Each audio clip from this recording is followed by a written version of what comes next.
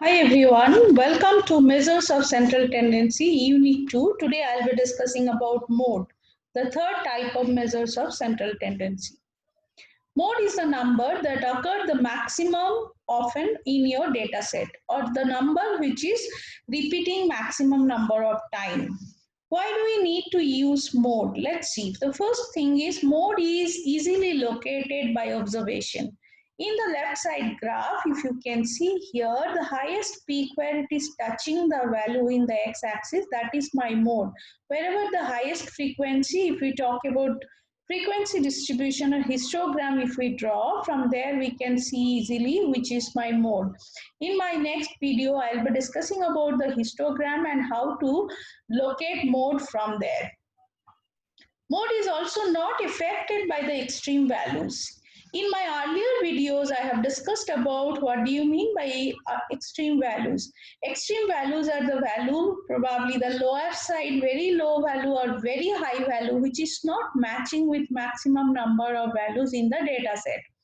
In the extreme value situation, the mean is not the correct measures of central tendency because mean is affected by the extreme values. But we can easily calculate mode because mode is not neither affected very low value in the data set or very high value in the data set. Mode is even can be determined in open-ended distribution. Open-ended distribution is the distribution where the lowest limit of the lower class interval or the highest limit of the or the upper limit of the highest class interval that are not given. Sometimes the data are given in the lowest value is not given, even the highest value where it ends also not mentioned. For example, suppose I am telling the marks of the students of my class. So the students who secured the marks below 30, and then I am starting 30 to 40, 40 to 50, 50 to 60, 60 to 70, and above 70. So if I am giving the marks in this type of situation, I am not actually mentioning which is the lowest or the lowest limit in the lower side or the highest or the upper limit in the upper side. In this type of situation we cannot actually calculate mean because mean is requiring the mid value. So for mid value we definitely need the closed class interval. This is not the situation for mode. We can easily calculate mode because mode is taking the frequency or the class interval which is highest frequency. There is another very beautiful characteristics of mode is most of the time used for qualitative phenomena. If you see which is the item maximum popular or most popular item in the market, normally we calculate mode.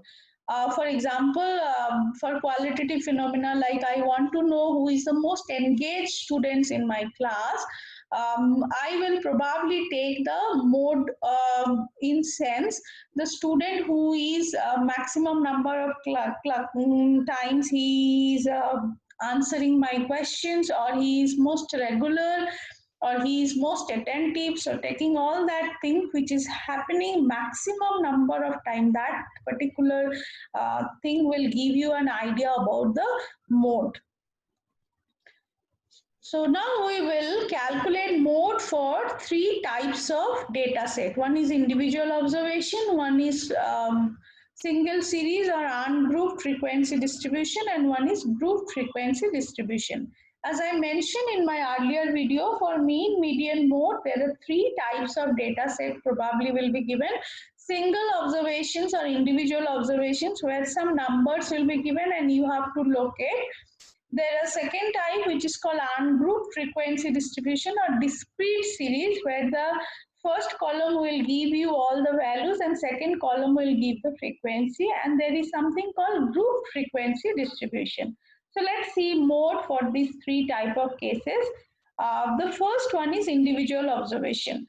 If you read the question here, calculate modal marks from the following marks of 12 students. So there are 12 student marks are given. I have to calculate the mode. Now see the marks 56, which is repeated maximum number of time. I mean 3 students have actually secured the marks 56. So the mode is 56. As I mentioned my previous slide, then mode is very easy to locate or identify.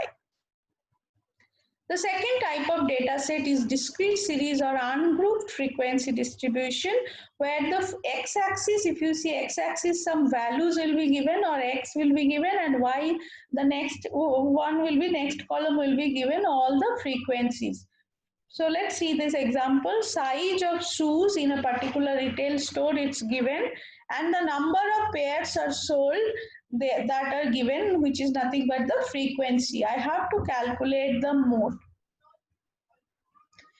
In this particular situation, if you see the frequency 50, which is the highest among all the frequencies, the other frequencies like 35, 15, 40, 18.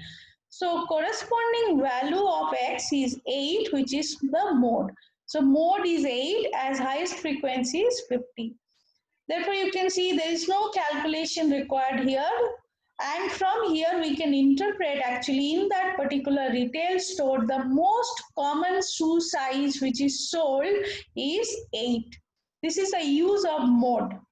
Now, in my next video, I'll be discussing about how to calculate mode from a group frequency distribution. So, thank you.